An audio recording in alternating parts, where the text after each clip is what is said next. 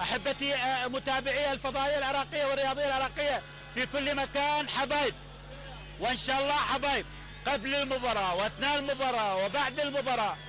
وشكرا للسوريين، شكرا لأشقائنا سوريا في اللعب في العراق بعد المنتخب الفلسطيني.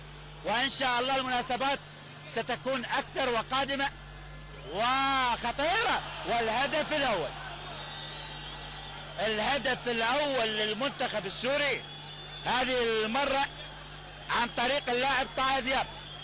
طه دياب يسجل لسوريا بالدقيقة 87 أو 85 من عمر المباراة.